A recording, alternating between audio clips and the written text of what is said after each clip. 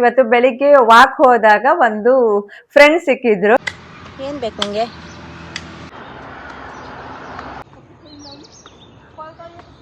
ನಾನು ಇದನ್ನ ಈ ರೀತಿ ಚಿಕ್ಕ ಚಿಕ್ಕ ಪೀಸ್ಗಳನ್ನಾಗಿ ಮಾಡ್ಕೊಳ್ತೀನಿ. ಸೊ ಇವಾಗ ನಾನು ಇದಕ್ಕೆ ಚಿಕನ್ ಹಾಕ್ತಾ ಇದ್ದೀನಿ. ಈ ರೀತಿ ತರಕಾರಿ ಕಟ್ ಮಾಡ್ಬೇಕಾದ್ರೇನೆ ನನಗೆ ಐಡಿಯಾ ಬರೋದು. ಸೊ ಮಾತಾಡ್ತಾ ಇದೊಂದು ರೀಲ್ ನೋಡಿ. ಸೊ ಫೈನಲಿ ರೆಡಿ ಆಯ್ತು ಚಿಕನ್ ಫ್ರೈಡ್ ರೈಸ್. ಎಷ್ಟು ಚೆನ್ನಾಗಿ ಬಂದಿದೆ ಗೊತ್ತಾ. ಒಂದು ದಿನ ರಜೆ ಇತ್ತು ಅಂತ ಹೇಳಿದ್ರೆ ಆ ಸ್ಕೂಲಲ್ಲಿ ಪ್ರಾಜೆಕ್ಟ್ ಅಂತೂ ತುಂಬಾನೇ ಕೊಟ್ಟಿರ್ತಾರೆ. Hey guys, welcome back to our YouTube channel. Let's go.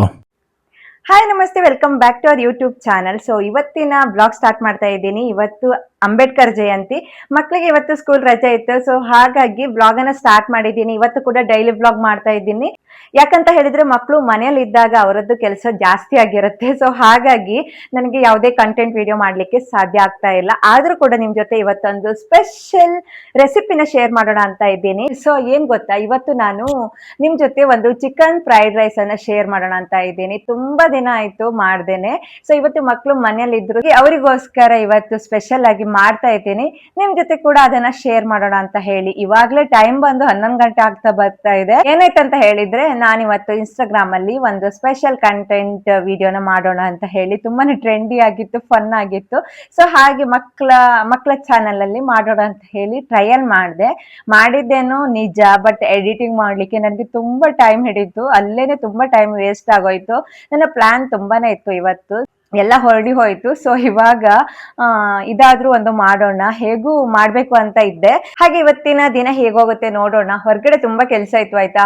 Iron ಮಾಡ್ಲಿಕ್ಕಿತ್ತು, ಐರನ್ಗೆ ಬಟ್ಟೆ ಕೊಡ್ಲಿಕ್ಕಿತ್ತು. ಸೊ ಹಾಗೆ ಕೆಲವೊಂದು ಮೆಟೀರಿಯಲ್ಸ್ ಎಲ್ಲ ತರ್ಲಿಕ್ಕಿತ್ತು. ಹಾಗೆ ಅದ್ವಿನ್ಗೆ ಪ್ರಾಜೆಕ್ಟ್ ವರ್ಕ್ ತುಂಬಾನೇ ಇತ್ತು. ಒಂದು ದಿನ ರಜೆ ಇತ್ತು ಅಂತ ಹೇಳಿದ್ರೆ ಆ ಸ್ಕೂಲಲ್ಲಿ ಪ್ರಾಜೆಕ್ಟ್ ಅಂತೂ ತುಂಬಾನೇ ಕೊಟ್ಟಿರ್ತಾರೆ. ಸೊ ಅಲ್ಲಿ ಓದೋದಕ್ಕಿಂತ ಜಾಸ್ತಿನೇ ಆಕ್ಟಿವಿಟಿ ಜಾಸ್ತಿ ಇರುತ್ತೆ CBS ಅಲ್ಲಿ, ಅದು ನಮ್ಮ ಸ್ಕೂಲಲ್ಲಿ. ಸೊ ಗೊತ್ತಿಲ್ಲ ಬೇರೆ ಸ್ಕೂಲಲ್ಲೂ ಇದೇ ರೀತಿ ಇದೆ ಅಂತ ಹೇಳಿ. ಲಾಸ್ಟ್ ಸ್ಯಾಟರ್ಡೆ ಸಂಡೇ ಕೂಡ ಹಾಗೆ ಆಯ್ತು. ತುಂಬಾನೇ ಆಕ್ಟಿವಿಟಿ ಕೊಟ್ಟಿದ್ರು. ಅದನ್ನ ಮಾಡೋದ್ರೊಳಗೆ ಸಂಡೇ ನಾನು ಸ್ಕಿಪ್ ಮಾಡ್ಬಿಟ್ಟೆ ವಿಡಿಯೋ ಮಾಡೋದನ್ನೇ. ಸೊ ಹಾಗೆ ಇವತ್ತು ಮಧ್ಯಾಹ್ನ ಫುಲ್ ಅದೇ ಮಾಡೋಣ. ಸೊ ಅದಕ್ಕೆ ಸ್ವಲ್ಪ ಮೆಟೀರಿಯಲ್ಸ್ ಬೇಕಿತ್ತು, ಅದನ್ನ ತರೋಣ ಅಂತ ಹೊರಟಿದ್ದೀನಿ. ಸೊ ನೋಡಿ ಎಷ್ಟು ಶಕೆ ಆಗ್ತಿದೆ ಅಂತ ಹೇಳಿದ್ರೆ. ಸೊ ಇಲ್ಲೇನೆ ಹೀಗೆ, ಇನ್ನು ಊರಲ್ಲಿ ಯಾವ ಲೆವೆಲ್ಗೆ ಶಕೆ ಅಂತ ಹೇಳ್ತಾ ಇದ್ರೆ ನೋಡಿದ್ರೇನೆ ಊರಿಗೆ ಹೋಗ್ಲಿಕ್ಕೆ ಬೇಜಾರು. ಸೊ ಇಲ್ಲಿ ಸ್ವಲ್ಪ ಓಕೆ, ಅಷ್ಟೊಂದೇನು ಬೆವರು ಬರೋದಿಲ್ಲ. ಮತ್ತೆ ಮಧ್ಯಾಹ್ನ ಜಾಸ್ತಿ ಇರುತ್ತೆ. ಇವಾಗ 11 ಗಂಟೆನೆ ಅಷ್ಟೇನೆ. ಸೊ ಬನ್ನಿ ಹೋಗಿ ಸ್ವಲ್ಪ ಚಿಕನ್ ಎಲ್ಲ ತೆಗೆದ್ಕೊಂಡು ಬರೋಣ. ಇನ್ನೊಂದು ಹೇಳ್ಬೇಕು ಅಂತ ಐತೆ, ಇವತ್ತು ಬೆಳಿಗ್ಗೆ ವಾಕ್ ಹೋದಾಗ ಒಂದು ಫ್ರೆಂಡ್ ಸಿಕ್ಕಿದ್ರು. ಸೊ ಅವರನ್ನು ಕೂಡ ನಿಮ್ ಜೊತೆ ಇವಾಗ ಶೇರ್ ಮಾಡ್ತೀನಿ. ಅವ್ರು ಯಾರು ಅಂತ ಹೇಳಿ. ನನಗಂತೂ ತುಂಬಾನೇ ಇಷ್ಟ ಆ ರೀತಿ ಎಲ್ಲ ನೋಡ್ಲಿಕ್ಕೆ. ಹಾಗೆ ತುಂಬಾ ಖುಷಿ ಆಯ್ತು ಅದ್ರ ಜೊತೆ ಮಾತಾಡ್ಕೊಂಡು. ಡೈಲಿ ಸಿಗುತ್ತೆ, ಬಟ್ ಇವತ್ತಂತೂ ತುಂಬಾನೇ ಕ್ಲೋಸ್ಲಿ ಸಿಕ್ಕಿದ್ರು ಇಬ್ರು. ಸೊ ನೋಡಿ ಅದ್ಯಾರು ಅಂತ ಇವಾಗ ಶೇರ್ ಮಾಡ್ತೀನಿ.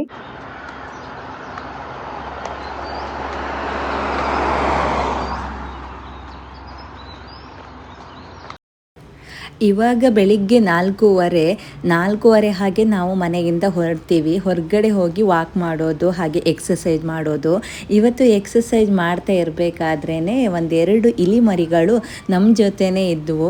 ತುಂಬ ದಿನದಿಂದ ಸೌಂಡ್ ಬರ್ತಾನೆ ಇರುತ್ತೆ. ನಾವು ಅಲ್ಲಿ ಎಕ್ಸಸೈಸ್ ಮಾಡ್ತೀವಲ್ಲ, ಅಲ್ಲಿ ಒಂದು ಪೊದೆ ಇತ್ತು. ಅಲ್ಲಿ ಯಾವಾಗಲೂ ಅವು ಆಟ ಆಡ್ಕೊಂಡು ಚಿಲಿಪಿಲಿ ಕೊಟ್ಕೊಂಡು ಇರ್ತಾ ಇದ್ವು. ನಾನು ಗಮನಿಸಿರಲಿಲ್ಲ, ಇಲಿ ಅಂತ ಗೊತ್ತಿತ್ತು. ಬಟ್ ಇವತ್ತು ತುಂಬಾ ಕ್ಲೋಸ್ ಆಗಿಬಿಟ್ಟಿದ್ವು. ಹೊರಗಡೆ ಬಂದು ನಾವಿದ್ರೂ ಭಯ ಪಡ್ತಾ ಇರಲಿಲ್ಲ. Hi, good morning.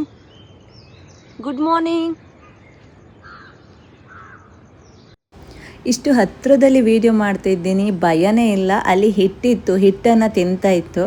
So think ಮಾಡಿದ್ವಿ ನಾಳೆಯಿಂದ ಅದಕ್ಕೂ ಕೂಡ ಆಹಾರ ತೆಗೆದುಕೊಂಡು ಬರಬೇಕಾದ್ರೆ ಅಂತ ಹೇಳಿ. ದಿನಾಲೂ ಸಿಗುತ್ತೆ.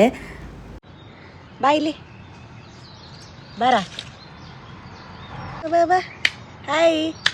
ಹಾಯ್, ನಿಂಗೇನು ಬೇಕು? ಏನು ಬೇಕು ನಿಂಗೆ? ಸೊ ಅದ್ವಿನ್ ಟಿವಿ ನೋಡ್ತಾ ಇದ್ದ. ಆರ್ನ ನನ್ನ ಜೊತೆ ಬರ್ತಾಳಂತೆ. ಸೊ ಇವಾಗ ಹೊರಗಡೆ ಹೋಗಿ ಬರುವ. ಸೊ ಇನ್ನು ಬೆಳಗಿನ ರೀಲ್ಸ್ ಮೂಡಲ್ಲೇ ಇದ್ದಾಳೆ ಆರ್ನ.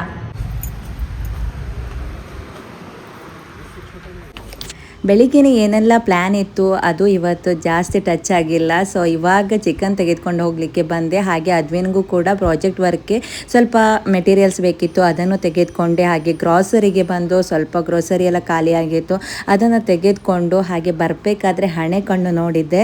ಸೊ ಆರ್ನಗೂ ಕೂಡ ಅದರ ಪರಿಚಯ ಮಾಡಿಸೋಣ ಅಂತ ಹೇಳಿ ಅಲ್ಲಿ ಕೂಡ ತೆಗೆದುಕೊಂಡು ಬರಲಿಕ್ಕೆ ಹೋದೆ. ಬಟ್ ಹಣೆ ಕಣ್ಣಿಗೆ ಒಂದು ಇದಕ್ಕೆ 50 ರೂಪಾಯಿ ಅಂತ ಇದ್ದರು. ಸೊ ಆದರೂ ಕೂಡ ತೆಗೆದುಕೊಂಡು ಬಂದೆ. ಸೊ ಮನೆಗೆ ಬಂದು ಅದನ್ನು ತಿನ್ನಲಿಕ್ಕೆ ಹೋದರೆ ತುಂಬಾ ಕಹಿ ಆಗಿತ್ತು, ಸ್ವಲ್ಪನೂ ಚೆನ್ನಾಗಿರಲಿಲ್ಲ. पानी भी रहता है ना? हाँ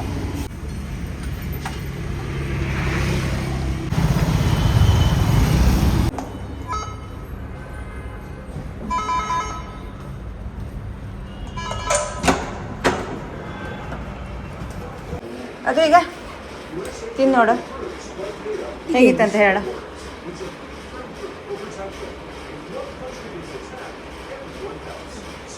ತಿನ್ನು, ಏನದ ಹೆಂಗಿತ್ತ?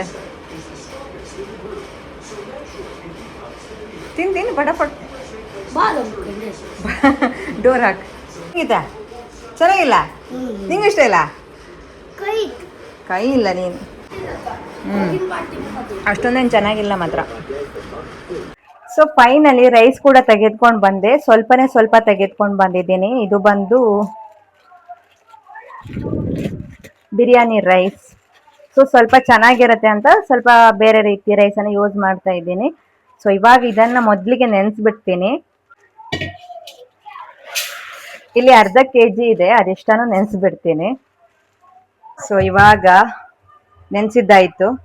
ಚಿಕನ್ನ ಇವಾಗ ಮಿಕ್ಸ್ ಮಾಡ್ಕೊಳ್ಲಿಕ್ಕೆ ಒಂದು ಪ್ಲೇಟನ್ನು ತೆಗೆದುಕೊಂಡಿದ್ದೆ. ಈ ರೀತಿ ಪ್ಲೇಟ್ ಚೆನ್ನಾಗಿರುತ್ತೆ ಮಸಾಲೆ ಎಲ್ಲ ಹಾಕಿ ಮಿಕ್ಸ್ ಮಾಡಲಿಕ್ಕೆ. ಸೊ ಇಷ್ಟು ಚಿಕನ್ ತೆಗೆದುಕೊಂಡು ಬಂದಿದ್ದೀನಿ. ಇದರಲ್ಲಿ ಅರ್ಧ kg ಚಿಕನ್ ಇದೆ. ಹಾಗೆ ಫ್ರೈಡ್ ರೈಸ್ ಮಾಡ್ಲಿಕ್ಕೆ ಅಂತಾನೆ ಚಿಕ್ಕ ಚಿಕ್ಕ ಪೀಸನ್ನು ಮಾಡ್ಕೊಂಡು ಬಂದಿದ್ದೆ. ಸೊ ಇವಾಗ ವಾಶ್ ಮಾಡ್ಕೊಂಡು ಬರ್ತೀನಿ. ಸೊ ಚಿಕ್ಕ ಪೀಸನ್ನು ಮಾಡಿ ಅಂತ ಹೇಳಿದ್ದೆ, ಆದರೂ ಕೂಡ ಸ್ವಲ್ಪ ದೊಡ್ಡದಾಯಿತು. ಪೀಸ್ ಎಲ್ಲ ದೊಡ್ಡದಾಗಿದೆ, ಇರಲಿ. ಸೊ ಇದನ್ನೇ ನಾನಿವಾಗ ಯೂಸ್ ಮಾಡ್ಕೊಳ್ತೀನಿ. ಮಸಾಲಕ್ಕೆ ನಾನಿಲ್ಲಿ ಸ್ವಲ್ಪ ಅಚ್ಚ ಖಾರದ ಪೌಡರನ್ನು ಹಾಕ್ತಾ ಇದ್ದೀನಿ, ಸ್ವಲ್ಪ ಕೊತ್ತಂಬರಿ ಪೌಡರ್, ಸ್ವಲ್ಪ ಗರಂ ಮಸಾಲ ಪೌಡರ್ ಕೂಡ. ಸೊ ಉಪ್ಪನ್ನು ಸೇರಿಸ್ತಾ ಇದ್ದೀನಿ ರುಚಿಗೆ ತಕ್ಕಷ್ಟು. ಹಳದಿ ಪೌಡರ್, ಸ್ವಲ್ಪ ಚಿಕನ್ ಕಿಂಗ್ ಮಸಾಲ ಹಾಕ್ತಾ ಇದ್ದೀನಿ. ಕಾರ್ನ್ ಫ್ಲೋರ್ ತೆಗೆದುಕೊಂಡು ಬಂದೆ ಇವಾಗಷ್ಟೇನೆ, ಯಾಕಂದ್ರೆ ಖಾಲಿ ಆಗಿತ್ತು. ಸೊ ಹಾಗಾಗಿ ಇದನ್ನ ಆಮೇಲೆ ಪ್ಯಾಕ್ ಬಾಟಲ್ಗೆ ಹಾಕಿ ಇಟ್ಕೊಳ್ತೀನಿ. ಸೊ ಇವಾಗ ಇದನ್ನ ಡೈರೆಕ್ಟ್ ಆಗಿ ಯೂಸ್ ಮಾಡ್ತಾ ಇದ್ದೀನಿ. ಒಂದು 2 ಟೇಬಲ್ ಸ್ಪೂನ್ ಆಗುವಷ್ಟು. ಸ್ವಲ್ಪ ಜಿಂಜರ್ ಗಾರ್ಲಿಕ್ ಪೇಸ್ಟು ಮನೇಲೆ ಮಾಡಿಕೊಂಡ್ರೆ ಚೆನ್ನಾಗಿರುತ್ತೆ, ಬಟ್ ನಾನು ಹೊರಗಡೆಯಿಂದ ತಂದಿದ್ದೀನಿ. ಫೈನಲಿ ಒಂದು ಮೊಟ್ಟೆನ ಒಡೆದು ಹಾಕ್ತಾ ಇದ್ದೀನಿ. ಸೊ ಇವಾಗ ಇದನ್ನ ಚೆನ್ನಾಗಿ ಮಿಕ್ಸ್ ಮಾಡ್ಕೊಳ್ತೀನಿ. ಮಿಕ್ಸ್ ಮಾಡಿ ಒಂದು 10 ನಿಮಿಷ ಇಟ್ಕೊಂಡ್ರೆ ಚೆನ್ನಾಗಿರುತ್ತೆ, ಚೆನ್ನಾಗಿ ಮಸಾಲೆ ಎಲ್ಲ ಹಿಡಿದ್ಬಿಡತ್ತೆ. ಬಟ್ ಅಷ್ಟೊಂದೇನು ನನಗೆ ಟೈಮ್ ಇಲ್ಲ. ಸೊ ಹಾಗಾಗಿ ನಾನು ಡೈರೆಕ್ಟ್ ಆಗಿ ಮಾಡ್ತಾ ಇದ್ದೀನಿ. ಸೊ ಇವಾಗ ಇದು ರೆಡಿ ಆಯಿತು. ಇದಕ್ಕೆ ಆಯಿಲ್ ಬೇಕಾದರೆ ಹಾಕ್ಕೊಳ್ಬಹುದು, ಆಪ್ಷನಲ್. ನಾನು ಡೈರೆಕ್ಟ್ ಆಗಿ ಮಾಡ್ತಾ ಇದ್ದೀನಿ. ಸೊ ಹಾಗಾಗಿ ಸ್ವಲ್ಪ ಆಯಿಲನ್ನು ಸ್ಪ್ರೇ ಮಾಡ್ಕೊಳ್ತೀನಿ. ಜಾಸ್ತಿ ಆಯಿಲ್ ಬೇಕಂತ ಏನಿಲ್ಲ. ಸೊ ಇವಾಗ ಇದಕ್ಕೆ ಡೈರೆಕ್ಟ್ ಆಗಿನೇ ನಾನು ಚಿಕನನ್ನು ಹಾಕ್ತಾ ಇದ್ದೀನಿ. ಒಂದು 15 ಮಿನಿಟಲ್ಲಿ ಇದು ಚೆನ್ನಾಗಿ ಬಾಯ್ಲ್ ಆಗಿಬಿಡತ್ತೆ. So ready. ಇವಾಗ ಇದನ್ನು ಫ್ರೈ ಮಾಡ್ಕೊಳ್ತೀನಿ.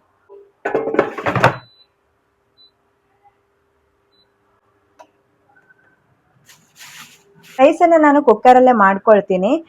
ಡೈರೆಕ್ಟ್ ಆಗಿ ಬಾಯ್ಲ್ ಮಾಡಿದರೆ ಉದುರಾಗಿ ಚೆನ್ನಾಗಿ ಬರುತ್ತೆ. ಸೊ ಆಗಲೇ ಅಕ್ಕಿಯನ್ನು ನೆನೆಸಿಟ್ಟಿದ್ದೇನೆ. ನಾನು ಕುಕ್ಕರಲ್ಲಿ ಮಾಡ್ಕೊಳ್ತೀನಿ, ಬೇಗ ಆಗಿಬಿಡುತ್ತೆ. ಸ್ವಲ್ಪ ನೀರನ್ನು ಜಾಸ್ತಿ ಹಾಕಿ ಒಂದೇ ವಿಸಿಲ್ ತೆಗೆದುಕೊಂಡ್ರೆ ಆಯಿತು. ಒಂದು 5 ನಿಮಿಷ ನೆನೆಸಿದ್ದೆ ಅಷ್ಟೇ. ಇಲ್ಲಿ 3 ಗ್ಲಾಸ್ ನೀರನ್ನು ತೆಗೆದುಕೊಂಡಿದ್ದೆ. ಸೊ ಸ್ವಲ್ಪ ರುಚಿಗೆ ತಕ್ಕಷ್ಟು ಉಪ್ಪು ಹಾಕ್ತೀನಿ. ತೆಂಗಿನ ಎಣ್ಣೆಯನ್ನು ಹಾಕ್ತಾ ಇದ್ದೀನಿ. ಒಂದೇ ಒಂದು ವಿಸಿಲ್ ತೆಗೆದುಕೊಂಡು ಬರ್ತೀನಿ. ಚಿಕನ್ ಫ್ರೈಡ್ ರೈಸ್ ಆದರೂ ಕೂಡ ಸ್ವಲ್ಪ ತರಕಾರಿ ಹಾಕಿದ್ರೆ ಚೆನ್ನಾಗಿರುತ್ತೆ. ಸೊ ಇದನ್ನ ಕಟ್ ಮಾಡ್ಕೊಳ್ತೀನಿ. ಅಷ್ಟರೊಳಗಡೆ ಅನ್ನ ಮತ್ತೆ ಚಿಕನ್ ಎರಡು ಹಾಕ್ಬಿಡುತ್ತೆ.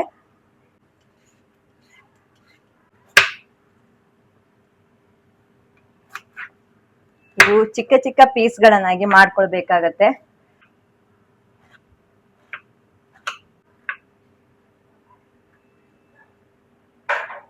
ಈ ರೀತಿ ತರಕಾರಿ ಕಟ್ ಮಾಡ್ಬೇಕಾದ್ರೇನೆ ನನಗೆ ಐಡಿಯಾ ಬರೋದು. ಸೊ ಮಾತಾಡ್ತಾ ಮಾತಾಡ್ತಾ ಇದೊಂದು ರೀಲ್ ನೋಡಿ. ಈ ರೀಲನ್ನು ನಾನು ಹಾಕಿರ್ತೀನಿ ಆಯ್ತಾ, ಚೆಕ್ ಮಾಡ್ಕೊಳ್ಳಿ. ಶಾರ್ಟ್ಸ್ ವಿಡಿಯೋದಲ್ಲಿ ಹಾಕಿರ್ತೀನಿ. ಫೈನಲಿ ಎರಡು ತರಕಾರಿ ಮಾತ್ರ ಹಾಕ್ತಾ ಇದ್ದೀನಿ ನಾನು. ಫ್ರೈಡ್ ರೈಸ್ ಮಸಾಲಕ್ಕೆ ಇದನ್ನ ಯೂಸ್ ಮಾಡ್ತೀನಿ. ಇದು ಬಂದು ಫ್ರೈಡ್ ರೈಸ್ ಮಸಾಲ. ಸೊ ಇದನ್ನ ಈ ಕಡೆ ಇಟ್ಬಿಡ್ತೀನಿ. ನಾನು ಈ ಪಾತ್ರೆಯಲ್ಲಿ ಮಾಡ್ತೀನಿ, ಚೆನ್ನಾಗಿರುತ್ತೆ. ಸ್ವಲ್ಪ ಆಯಿಲ್ ಹಾಕ್ತಾ ಇದ್ದೆ. ಸೊ ಆಯಿಲ್ ಸ್ವಲ್ಪ ಬಿಸಿ ಆಗ್ತಿದ್ದಂಗೆ ನಾನಿಲ್ಲಿ ಈರುಳ್ಳಿ ಹಾಗೆ ಹಸಿಮೆಣಸು ಒಂದು ಚಿಕ್ಕದಾಗಿ ಹೆಚ್ಚಿ ಹಾಕಿದ್ದೀನಿ. ಫ್ರೈ ಮಾಡ್ಕೊಳ್ಬೇಕು. ಸೊ ಇದ್ರ ಜೊತೆಗೇನೆ ನಾನು ತರಕಾರಿಯನ್ನ ವಾಶ್ ಮಾಡ್ಕೊಂಡು ಬಂದೆ, ಅದನ್ನ ಹಾಕ್ತಾ ಇದ್ದೀನಿ. ಸೊ ಇವಿಷ್ಟು ಫ್ರೈ ಆಗ್ಲಿಕ್ಕೆ ಸ್ವಲ್ಪ ಟೈಮ್ ಹಿಡಿಯತ್ತೆ.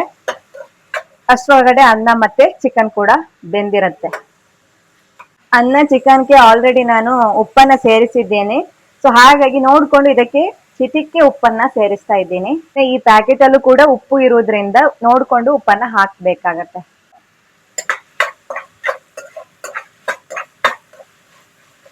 ಸೊ ಚೆನ್ನಾಗಿ ಇದು ಫ್ರೈ ಆಗ್ಬೇಕು ತರಕಾರಿ. ಯಾಕಂತ ಹೇಳಿದ್ರೆ ಮತ್ತೆ ಇದನ್ನ ನೀರ್ ಹಾಕಿ ಬೇಯಿಸೋದು ಅದೇನು ಇಲ್ಲ. ಇದೇ ಸ್ವಲ್ಪ ಆಯಿಲ್ ಅಲ್ಲಿ ಚೆನ್ನಾಗಿ ಫ್ರೈ ಆಗ್ಬೇಕು. ಫ್ರೈಡ್ ಮಸಾಲ, ಫ್ರೈಡ್ ರೈಸ್ ಅಂತ ಹೇಳಿದ್ರೇನೆ ಅಷ್ಟೇ, ಎಲ್ಲದು ಫ್ರೈಡ್ ಆಗಿರುವಂತಹ ಐಟಮ್ ಇರುತ್ತೆ.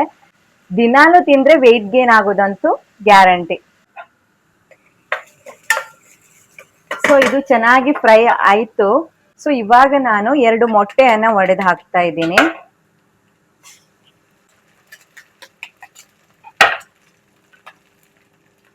ಸೊ ಒಮ್ಮೆ ಚೆನ್ನಾಗಿ ಮಿಕ್ಸ್ ಮಾಡ್ತೀನಿ.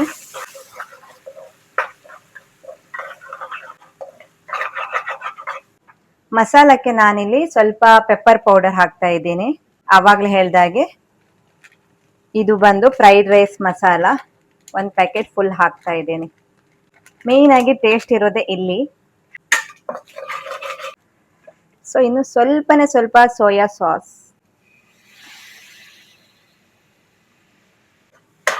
ಮತ್ತೆ ನಾನು ಅಚ್ಚಕಾರದ ಪೌಡರ್ ಯಾವ್ದು ಯೂಸ್ ಮಾಡ್ತಾ ಇಲ್ಲ.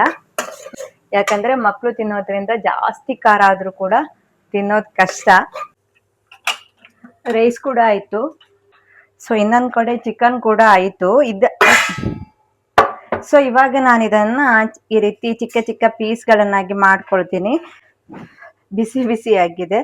ಸೊ ಇದು ಈ ರೀತಿ ಪೀಸ್ ಮಾಡ್ಕೊಳ್ಳೋದ್ರಿಂದ ಚೆನ್ನಾಗಿರತ್ತೆ.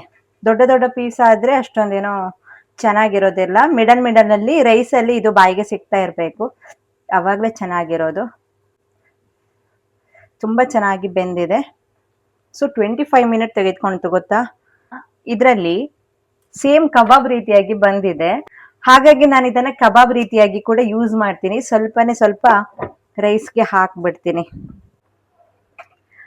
ರೈಸ್ ಅಂತೂ ತುಂಬಾ ಚೆನ್ನಾಗಿ ಬಂದಿದೆ. ಸೊ ಇವಾಗ ನಾನು ಇದಕ್ಕೆ ಚಿಕನ್ ಹಾಕ್ತಾ ಇದ್ದೀನಿ.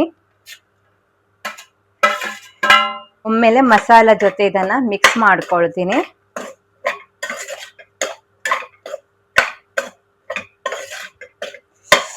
ಎಷ್ಟು ಚೆನ್ನಾಗಿ ಘಮ ಬರ್ತಾ ಇದೆ ಗೊತ್ತಾ. ಸೊ ನೋಡಿ ಯಾವ ರೀತಿ ಕಾಣಿಸ್ತಾ ಇದೆ ಅಂತ.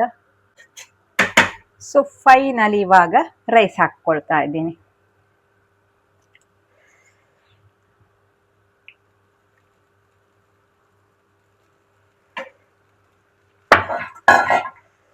ಚೆನ್ನಾಗಿ ಇದನ್ನ ಮಿಕ್ಸ್ ಮಾಡಬೇಕು. ಸೊ ಇವಾಗಲೇ ನಾನು ಕೊತ್ತಂಬರಿ ಸೊಪ್ಪನ್ನು ಹಾಕ್ಬಿಡ್ತೀನಿ. ಯಾಕಂದ್ರೆ ಮಿಕ್ಸ್ ಮಾಡ್ಬೇಕಾದ್ರೆ ಚೆನ್ನಾಗಿ ಮಿಕ್ಸ್ ಆಗ್ಬಿಡತ್ತೆ.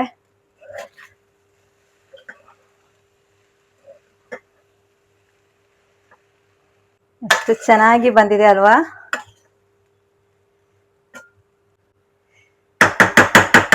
ಸೊ ಫೈನಲಿ ರೆಡಿ ಆಯ್ತು. ಎಷ್ಟು ಕಲರ್ಫುಲ್ ಆಗಿ ಬಂದಿದೆ ನೋಡಿ. ಸೊ ಇವಾಗ ಇದನ್ನ ಪ್ಲೇಟ್ಗೆ ಸರ್ವ್ ಮಾಡ್ಬಿಡ್ತೀನಿ. ಸೊ ಫೈನಲಿ ರೆಡಿ ಆಯ್ತು ಚಿಕನ್ ಫ್ರೈಡ್ ರೈಸ್. ಎಷ್ಟು ಚೆನ್ನಾಗಿ ಬಂದಿದೆ ಗೊತ್ತಾ, ಟೇಸ್ಟಿಯಾಗಿ ಬಂದಿದೆ. ಸೊ ಉಳಿದಿರುವಂತಹ ಚಿಕನ್ ಫ್ರೈ ಕೂಡ ಇದ್ರ ಜೊತೆನೆ ಸರ್ವ್ ಮಾಡ್ಕೊಂಡಿದ್ದೀನಿ. ಸೊ ತುಂಬಾ ಚೆನ್ನಾಗಿ ಬಂದಿದೆ. ಸೊ ನೀವು ಕೂಡ ಒಮ್ಮೆ ಮನೆಯಲ್ಲಿ ಟ್ರೈ ಮಾಡಿ. ಹಾಗೆ ಇವತ್ತಿನ ಈ ವಿಡಿಯೋ ಕೂಡ ಇಲ್ಲಿಗೆ ಎಂಡ್ ಮಾಡ್ತೀನಿ ಆಯ್ತಾ. ಅಲ್ಲಿ ತನಕ ಎಲ್ರಿಗೂ ಬಾಯ್ ಬಾಯ್. ಗಾಯ್ಸ್ ಆರ್ನ ನನ್ನ ಫೇಸ್ ಫೋಟೋ ಬಿಡಿಸ್ತಾಳಂತೆ, ನನ್ನ ಮುಖ ಚಿತ್ರ ಬಿಡಿಸ್ತಾಳಂತೆ. ನೋಡು ಹೇಗೆ ಬಿಡಿಸ್ತಾಳೆ ಅಂತ ಹೇಳಿ. ಕಣ್ಣು ಮುಚ್ಕೊಂಡ್ಗ ಮತ್ತೆ ಹಾಂ ಓಕೆ ಎಂತ ಒಂದು ಬಿಡಿಸ್ತಾಳೆ ಆರ್ನ. ಕೊನೆಗೆ ನೋಡಿ ನಾನು ಹೆಂಗಿದ್ದೆ ಅಂತ ತೋರಿಸ್ತೀನಿ. ಯಾಕೆ ಮೇಗಿ, ಯಾಕೆ ಕಾಂಬ ತುಳಸಿಲೇಡು ಹೇ ರಾಮ.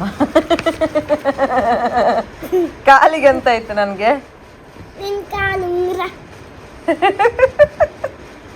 ಕಣ್ಣಲ್ಲೂ ಮನ್ಸಾಯ್ತಂಗಿತ್ತು. ಅದು ಯಾವ ಥರ ಕಣ್ಣು ಮಾರೈತಿ, ಮೂಗ್ಲತ್ತು ಮತ್ತೆ ಅಮ್ಮ ದೇವ್ರೆ.